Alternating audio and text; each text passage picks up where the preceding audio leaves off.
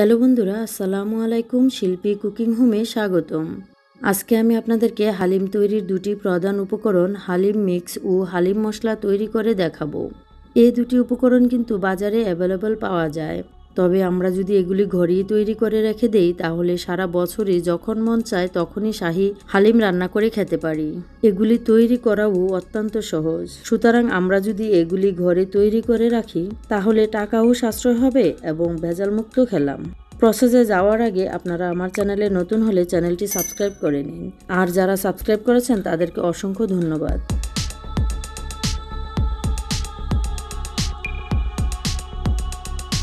আমি প্রথমে হালিম মিক্স তৈরি করছি। এটা তৈরির জন্য আমি এখানে নিয়েছি 100 গ্রাম খেসারির ডাল, 100 গ্রাম মাসকলাইর ডাল, 150 গ্রাম মুগ ডাল, 400 গ্রাম গম, 150 গ্রাম পোলার চাল, 100 গ্রাম বুটের ডাল, 100 গ্রাম মসুরির ডাল। এই মেজারমেন্টে আপনারা আইটেমগুলি নেবেন। সবগুলি আইটেমই আমি ভালোভাবে বেছে পরিষ্কার করে 1 ঘন্টা রোদ্রে শুকিয়ে নিয়েছি। আমি মুগ ডাল ও গম একটু খোলায় টেলে নিব। এগুলি টেলে নিলে সুন্দর একটা স্মেল আসবে এবং কাঁচা ভাবটাও চলে যাবে। প্রথমে মুগ ডালটা টেলে নিচ্ছি।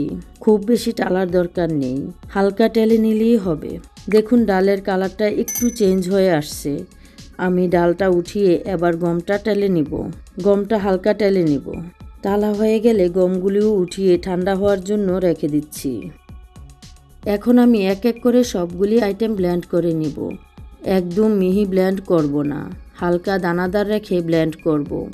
বাকিটা আপনারা ভিডিও দেখে বুঝে নেবেন। ব্লেন্ড করে আমি যেটুকু গুঁড়া করেছি আপনারাও ঠিক সেই পরিমাণ গুঁড়া করবেন। আপনারা ইচ্ছে করলে গম এবং বুটের ডালটা আলাদা আলাদা ব্লেন্ড করে বাকি আইটেমগুলো একসাথে মিশিয়েও ব্লেন্ড করতে পারেন।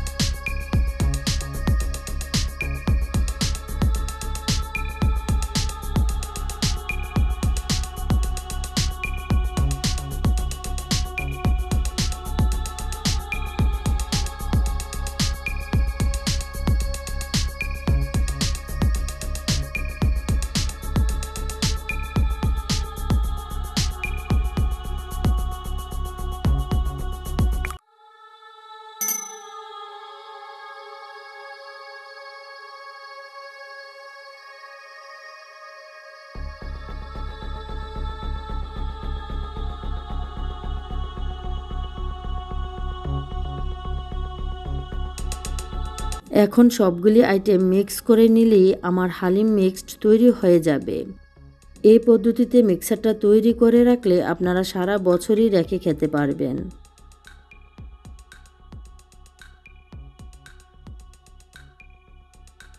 মিক্সারটা আমি এয়ারটাইট কাচের বোতলে ঢুকিয়ে রেখে দিব। কোনো ফ্রিজে রাখার প্রয়োজন নাই।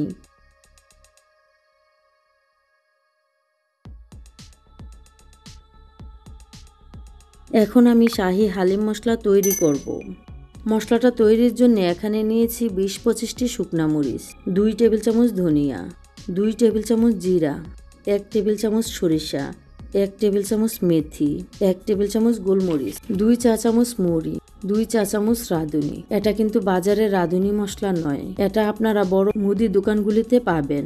নিয়েছি কালো জিরা 1 চা চামচ, 8-10টি লং, 1টি জয়ত্রী, অর্ধেক জয়ফল, 1টি স্টার অ্যানালাইস, 8-10টি এলাচ এবং ছোট ছোট 4 পিস দারচিনি। মশলাগুলি আমি হালকা ভেজে নিব, মচমচে করে ভাজবো না। প্রথমে যে আইটেমগুলি ভাজতে একটু সময় বেশি নেয় সেগুলি দিয়ে পরে অন্যগুলি দিব। চুলার আঁচটা ঢিম আঁচে রেখে খোলাটা গরম হয়ে গেলে প্রথমে মরিচগুলি দিয়ে দিচ্ছি। এরপর দিয়ে দিচ্ছি দারচিনি, এলাচ, জয়ত্রী, জয়ফল, স্টার অ্যানালাইজ ও লং।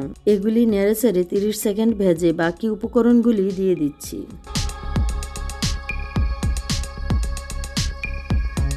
সবগুলি আইটেম 2-3 মিনিট ভেজে উঠিয়ে রাখবো। মশলাগুলি ঠান্ডা হতে হতে আমি মরিচের বোটাগুলি ফেলে দিচ্ছি।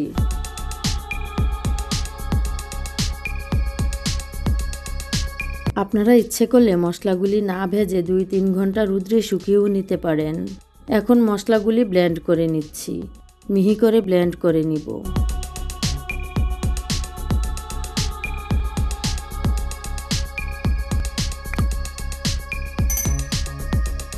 দেখুন বন্ধুরা, আমার মশলাটা হয়ে গেছে। এখন এটাকে কাচের বোতলে ঢুকিয়ে রেখে দিলেই সারা বছর জুড়ে খেতে পারবেন। আমার এই প্রসেসটি যদি আপনাদের ভালো লাগে তাহলে লাইক, কমেন্ট, শেয়ার করবেন। আল্লাহ হাফেজ।